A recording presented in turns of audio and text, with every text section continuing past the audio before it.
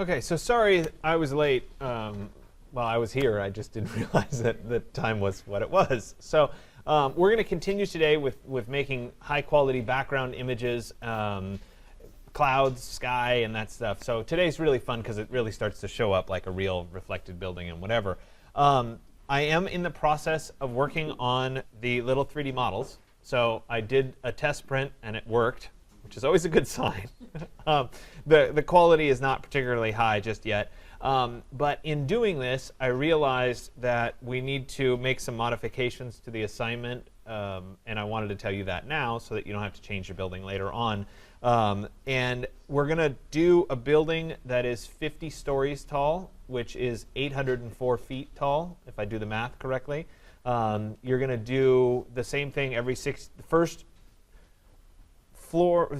So from the base to the ceiling is 20 feet in the lobby.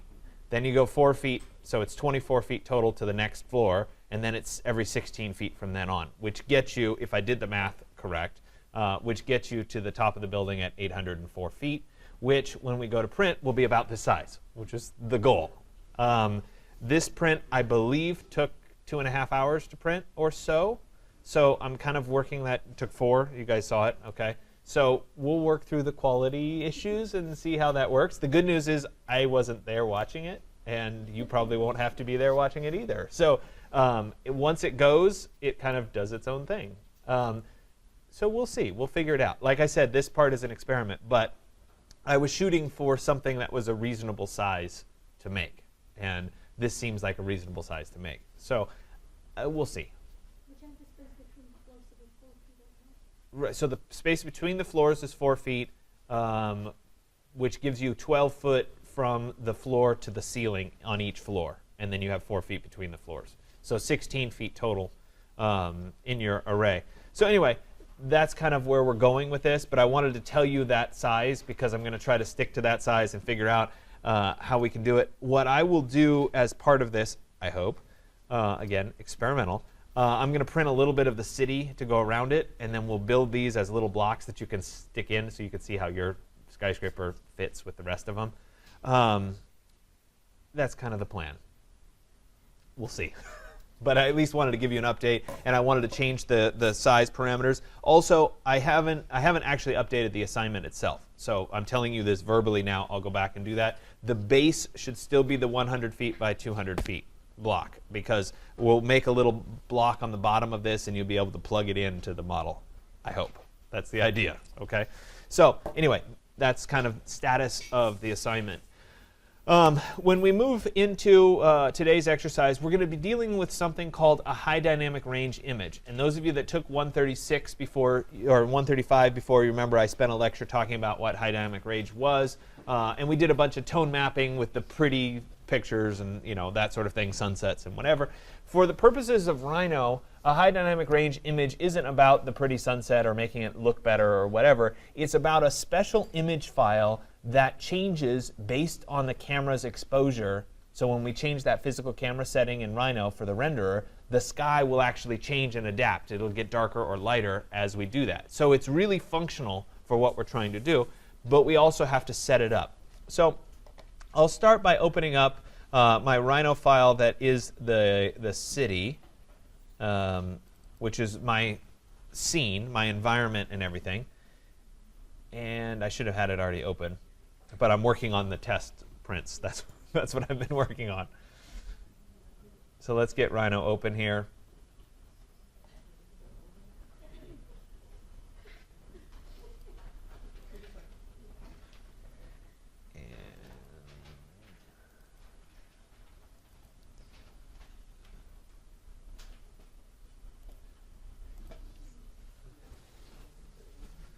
So when you have a block reference file, in this case, my Rhino file here, you will get this pop-up frequently when you first open your file. It says, do you want to overwrite your materials?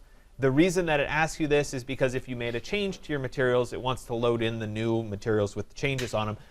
Generally speaking, by default, I just go ahead and say replace all, and that way we have the updated materials. So then when I get this scene out here, Remember at the end last time I was able to use the proxy object to create the city. So I'm still in the proxy object mode. It's still floating out there. I'm not going to redo that because it's not going to make too much impact on what we're doing today anyway.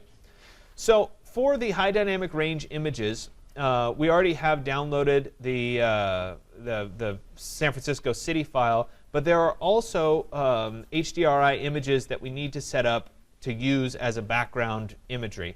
And on the course website, I've tried to make this simpler and simpler as the years have gone on in teaching this. And if you go to the Resources tab and you go to Vray Materials, you'll see something called Quick Rendering Setups.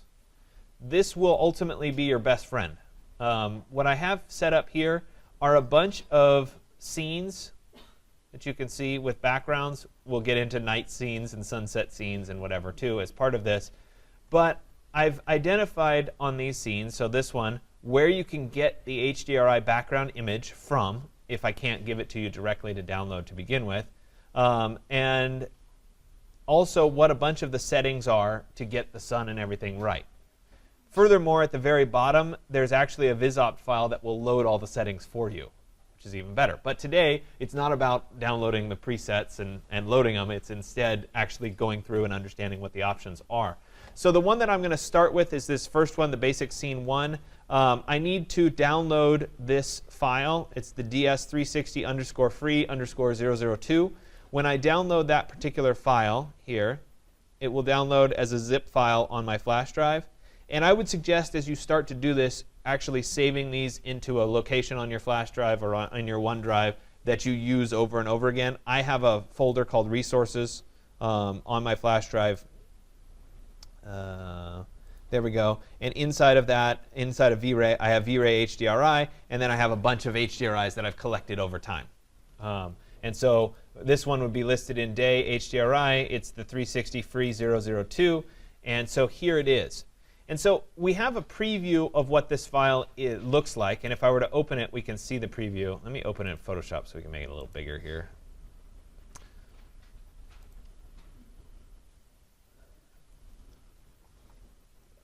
And so what this is, it's a spherical panorama. So you guys, if you took 135, we talked about panoramas too. So the left edge over here and the right edge would curl around behind you and touch. Furthermore, the bottom and the top would curl up to the top and the bottom of a sphere. So if you imagine a ball and you projected this image on the inside of the ball all the way around, that would be what we're seeing here. The best HDRIs out there are ones like this where there's very, very little on the horizon, if anything. Because if you have any trees or anything weird on the horizon, they're going to show up in your final rendering, and that is less than attractive. There's a little bit in this one where there's like a little pavilion or something with some flags that it's hard to see. It's right in there. But theoretically, that could get in the way. For our San Francisco city scene, there's so many buildings and stuff in the way that we're only going to see the sky. So it really doesn't make much difference. But I like to at least point that out. This is the sample file. It's not the HDRI itself.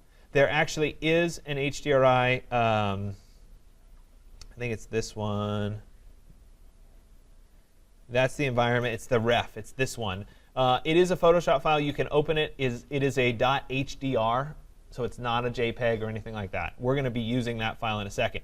Notice, though, that there are two of them. There's an environment version and there's a reference version. What the environment version is it's the same file, but it has a blur filter applied to it. So instead of being a sharp file, it has a bunch of blurriness applied, which is general ambient lighting for your scene. You don't need direct reflections or direct ambient light that's exactly the same. You need kind of global patches of bright and dark. The idea being here, if you walked outside and it was a cloudy day, some of the light in your scene would be reflected off of the clouds. So they should be generating more light in the lighter areas than the darker areas. So we're using that as part of the global illumination. And so I'll show you how to set that up in just a second. Anyway, these are on my flash drive, so I don't really have to download them. You guys will be downloading them. And we're going to go ahead and bring those in to our scene. So let me go back to my San Francisco downtown here. And this, by the way, all of these are written out on the course website. So if you get a little bit lost in what I'm doing, if you go into Vray, right? It's Vray, hold on, 8.24. HDRI. This will walk through all the stuff that I'm about to do as part of it. Okay? So here we go. I'm going to go over into Rhino, and I'm going to load in. I'll go to my V-Ray options here, and I'll come to my environment. And we worked with these before. Same thing. We'll do the background image first. Where I had the map, I'll click. It was text sky last class. I'm going to change this to be a bitmap this time. And so I'll come to text bitmap, and it's going to ask me to go find the file. So this is where I want to find that HDRI or .hdr file. So I'll go into my resources on my flash drive. I'll go into V-Ray. I'll go into HDRI. And I'll go into my day. And the one I said was this 002, so that's the one I'll use. And I'm going to load the one that says REF, not ENV for environment. So I want this one. And I'll go ahead and say open. So that then loads in this particular file. There's a few options, though, that I need to check down here at the bottom. When I get to the bottom under UVW, we want it to be an environment, not a channel. So I'm going to switch UVW type to environment. And I also want to make sure that the mapping type is spherical. That tells it how it's going to project the image on the inside of the rendering sphere. So there it is under spherical. If I hit preview, it may or may not give me a preview. In this case, it did, so that was good. And we see that, yep, there's my sky and what have you. I'll go ahead and say OK now that that's done. And I'm going to move on to the GI skylight. I'll again click on the M for map.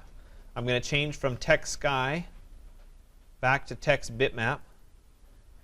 And this time I'm going to pick the ENV file. And I'll go ahead and say open. Same things. I have to scroll down here and make sure that UVW type is set to general environment and that my mapping type is set for spherical. So with all of those set, I can even preview it and we can see see how it's blurry? That's the purpose of this particular one. I'll go ahead and say OK. And now I have an actual sky in my background, and I have a reflection and I have the global illumination, the GI lighting as well. So if I were to render right now, though, the sun in this scene, so if we look back here at this, there's a sun, obviously. The sun is somewhere in my environment, but I don't know if it corresponds to my day and time or not. So I have to go through and figure it out. And this is where those presets that I had on the course website here help you out a little bit. So I say where to go, what time of day, etc., because I've gone through and I've done this. So I'm giving you that information. But today I want you to try to figure it out, because there will come a time where one of these presets isn't good enough and you want some, maybe you even take your own preset, or you find a different HDRI that's out there. You want to be able to load it. You're going to have to be able to set this kind of thing up. So anyway, to do that, I'm going to go back into Rhino. I'll close this. I'm going to go into my layers here, and under my environment layer, I'm going to do a new sublayer, and I'm going to call this sphere. And on this sphere layer, I'm going to go ahead and create a sphere. So let me come over to the basic shapes here. We'll do a sphere.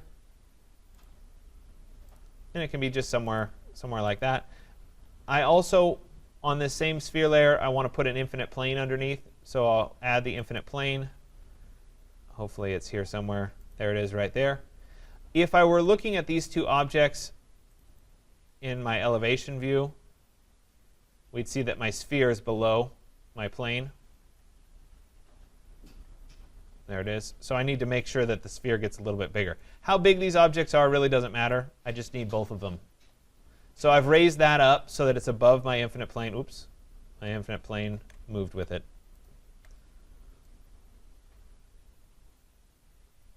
All right, so it's above the infinite plane. So there it is. And I'm going to look in the top view for a second. And with this selected, I'll zoom selected so that I'm looking right down at my sphere in the top view. And in the tutorial, I have you doing it on an angle, but I think it's a lot easier to see this just in the top view. So I want the sphere here to have a really reflective color on it. so that I can see a reflection, almost like a mirror. You guys been in, like you've gone into somebody's garden and they have those like mirror balls that are sitting there. You've seen those before, maybe? Okay. That's essentially what I'm doing. Obviously, if I were to look in that mirror ball, I'd see a reflection of the sky. So I'm temporarily doing that so I can see the reflection in the sky. So let me go into my V-Ray materials. I'm going to load, maybe.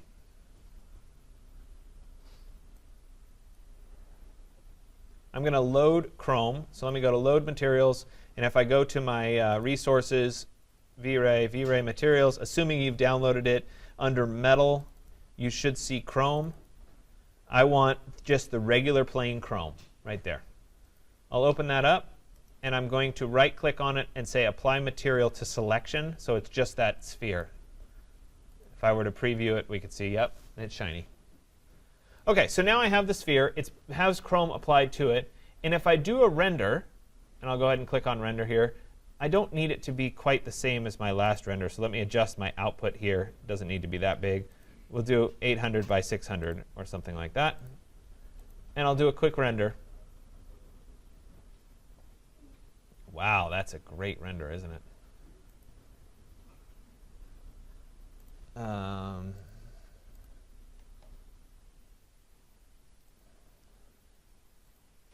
Hold on a second.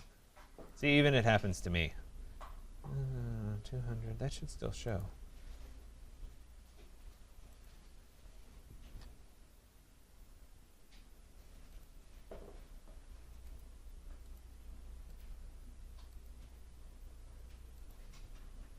I'm probably inside something. Let me turn off my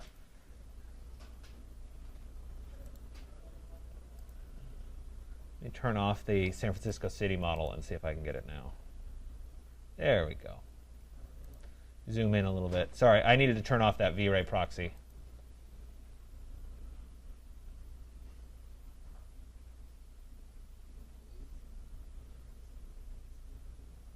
So as I look straight down on this mirror ball, we can see where my sky is and also where my sun is. But my sun doesn't appear to be working. How nice. Let me create a new sun because for some reason that sun isn't working.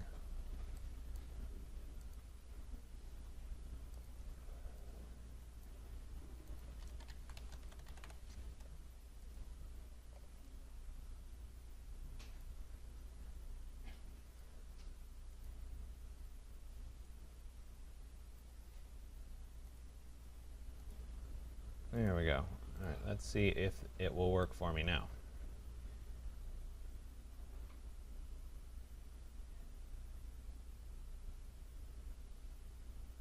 Boy, you're sure being annoying.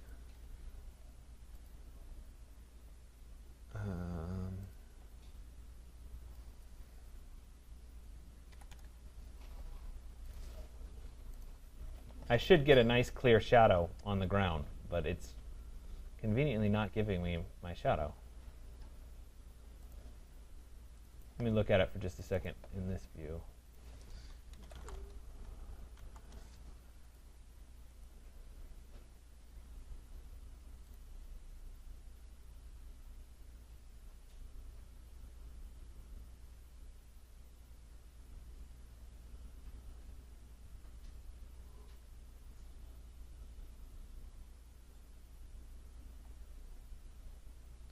How nice, right? Something's up with my sun. I'm sorry. Sometimes this happens.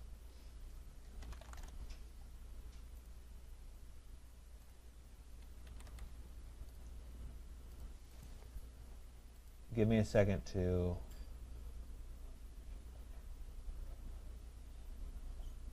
Yeah,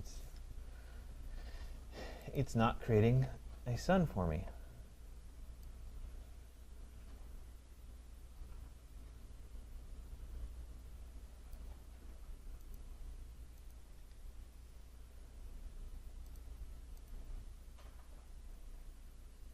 There we go. That one looks correct. Let's try it now.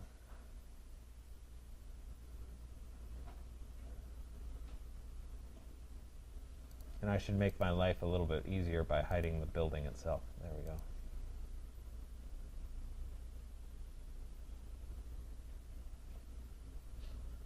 That's better. Okay, so I apologize. I had a bad sun. Don't know. It wasn't creating the sun correctly. So I do have a sun working now. So let me go back to the top view here, and we're going to look straight down at this object. And what this allows us to do is it allows us to see a nice reflection, but also the direction of the sun. So right now here, there's my sun and my reflection, which would indicate the sun's up over here in the sky. The sun is casting a shadow, though, the one that I put in the scene, such that I should see this dot right over here. So I need to either change the background so that the sun swings over to here, or I need to change the time of day of the sun to go the opposite direction. So it's one or the other. I'm going to show you both methods. So in the case of changing the background, which when it doesn't matter what the background is, so in this case it's just sun and sky, it doesn't matter that I'm changing it. It's easy to do. I'll go into my V-Ray options here, and I'll go to environment. And I'm going to only work with the background until I get it right, and then I'll switch the GI because it's easier to tell in the background. So let me click on the map here. I'll go to the very bottom, and under rotation here, under vertical rotation, I want to specify a numeric value of rotation. So I need to go a little bit further. We'll try it at, let's try maybe 45. No, let's go 90. 90. And see, I can preview it to make sure that I did it correctly. I think I need to do horizontal rotation instead. That's why I wanted to preview it. Yeah, there we go. Keep that sky in its correct alignment. I'll say OK, and we'll do a render again and take a look. OK, so I did it at 90, which got me in the correct direction, but it's on the wrong side. So what I essentially need is 90 plus 180. So it'll get me to, what, 270. Let me go back to my environment here. We'll specify right here at 270. I'll say OK. We'll come back here. We'll re-render.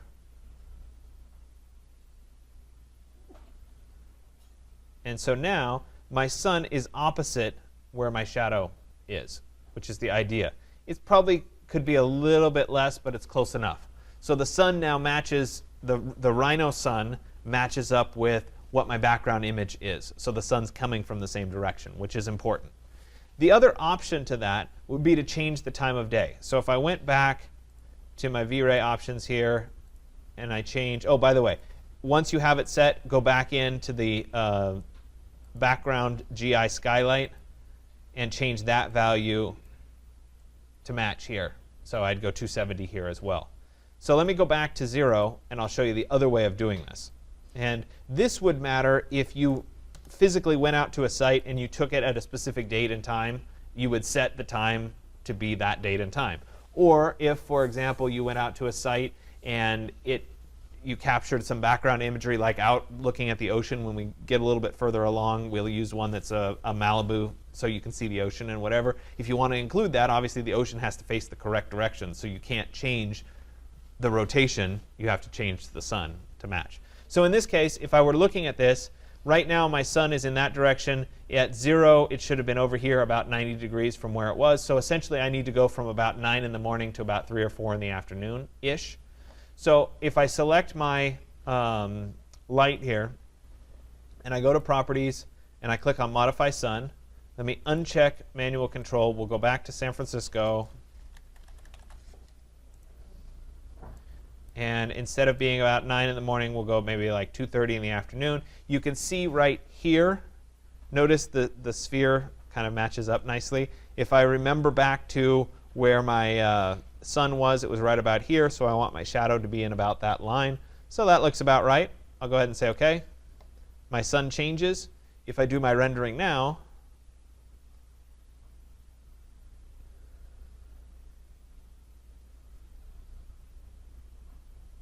there we go. My sun's in its correct orientation for the shadow. So you can modify the sun to match the HDRI, or you can modify the HDRI to match the sun. Either way. But they have to match. So now that I'm done with those, and I'm happy that those two are working correctly, I'm going to go back into my layers here and turn off the sphere layer.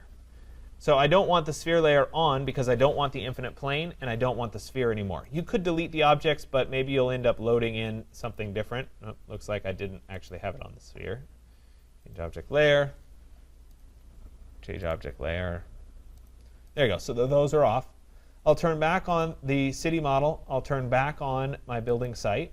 There it is. Let me go back into my view here. We'll go to perspective 1. There we go. So we're looking at the building itself.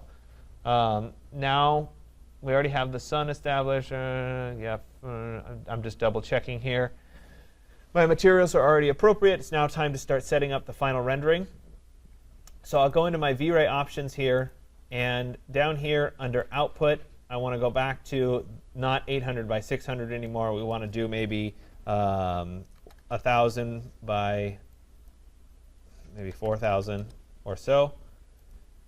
But before I get too involved, we'll drop this number down to only 100 so that I can do a small rendering and see if it's right. And one of the things that you'll find when you're doing these background images is sometimes the sky is too dark or the sky is too light. So I want to show you how to make that correction as we go forward if Vray will not crash on me. So we'll do at 100 by 400, and I'll do a quick render of this view, and we'll take a look.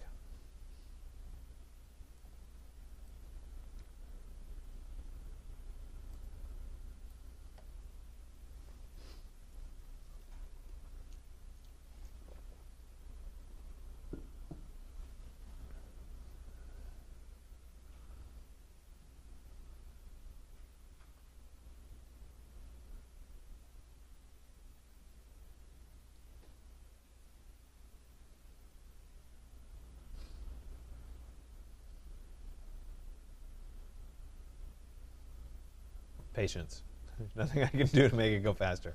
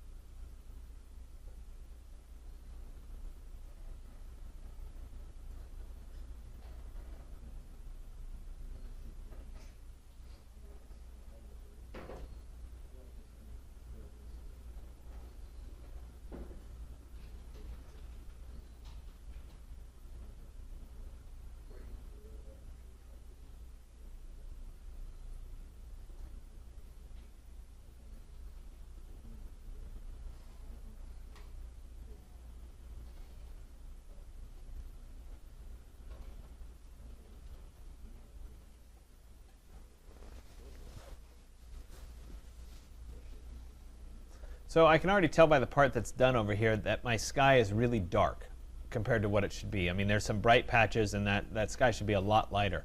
So I want to make some adjustments to that. So I'll go into my Vray options here again. Close that up. Here's my Vray options. I'm going to go back to the environment drawer, and you see that we have two values associated with skylight and background. This value, if I increase this value, it's going to get lighter. So I might try maybe 7 on this, 6, maybe 6, and it's going to get lighter. If you need it to get darker, you lower that number. So it's changing the exposure of the background essentially for the camera. So then I'd go back and I'd re-render, and in the interest of time, let me drop this even less, and we'll go ahead and render again, and we'll see how that background looks.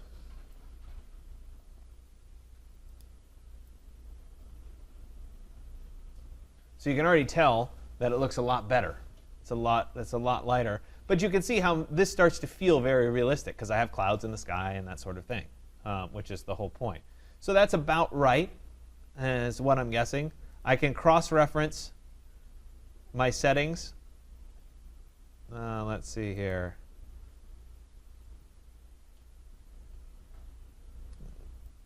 (2:30 p.m.), all of that seems fine. Doesn't look like I put any notes about compensating in that background image, so it must just be the settings that I have it on. Sometimes I list in here certain, so there, set the reflection refraction background to 18 on that particular one because of however dark it is. I'm guessing that you need to compensate.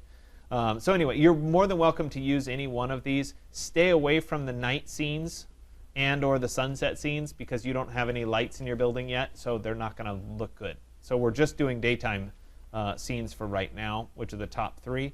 You can also do searches for HDRI background images and find your own. These are the 3 that I'm referencing online that are available. This Dutch Skies 360 has a bunch of free ones that are available, which is nice. See if it opens up here. And so you can look around at where their free ones are. They sell premium ones. You don't need to buy the premium ones for this class. But you can play around with that and see if you can find some more, download them, but you have to figure out what the settings are for those as well. There are other versions that are available online if you do searches and whatever, some of which I can't link to. Some of these, I forget which one it is. It might be later on, where you actually have to register for the site to be able to download it, and I'm not licensed to distribute it to you, so you have to go get it yourself, in which case there'll be a note about doing that. A couple other things, when we get to the final version here, I can find where it went. There we go. Once I decide that the lighting settings are about right, and again, I'm doing this very small version to kind of see, okay, that feels like it's about right. Once I have those set up, when I get into my final output here, I'll up the size of this, so maybe it's 2000 for example, so it's getting bigger or even bigger than that. I may want to turn on my distributed rendering. We do that by opening the system drawer here, checking the box for distributed rendering to on. We'll go look for some hosts. I'll find my servers. 21 unused. There we go. We'll pick the first 5 for right now. I'll say OK. Go back, pick the next 5.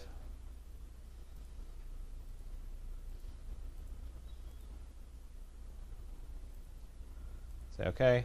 Come back, etc. Doing it in groups of 5 so that hopefully Vray doesn't crash. I'll click Resolve Servers to make sure that they're all ready to go. And then I'll go ahead and initiate the render. So the hope is that it goes out and actually finds other spawners that are sitting there open and borrows some of it for the sake of rendering. So the purpose today of what you're doing is to kind of continue with this process. Make sure you can get a good quality cloudy sky background in the background so that you have a nice quality render. If you're unhappy with your materials on your skyscraper or you still need to tweak those kinds of things, go for it, make those changes, re-update your file itself. I'm going to keep working on the 3D print file to get you guys ready for that. When it's ready, it'll be simple. You'll drop it in and what have you. Next class, we're going to talk about unrolling surfaces, and we'll also talk about prepping a file for 3D printing so that you should have the file ready to go after that class, hopefully, if all goes smoothly. So today's about the rendering. Next class won't be about the rendering. It'll be about the final output and how do you get a 3D print file and how do you get a unrolled surface file, which I'll show you examples of that style of building it as well. If you finish earlier today and you get your HDRI and you get your rendering done, start working on your assignment 203 skyscraper. Remember, 50 floors at 16 feet each, plus the lobby floor, we get to 804 feet, which will ultimately, when we do it at scale, will be about 6 inches, which is the goal for what I'm doing. That's why I changed the size. Base should still be 100 feet by 200 feet. We're still looking for that. And I'll update the actual assignment to show those new size requirements. Okay. Trying to think, are there any questions about anything? No? All right. Sorry that things didn't work very well. I had the same problems this morning. Like, just wasn't quite working. It's one of those days. All right. Well, good luck.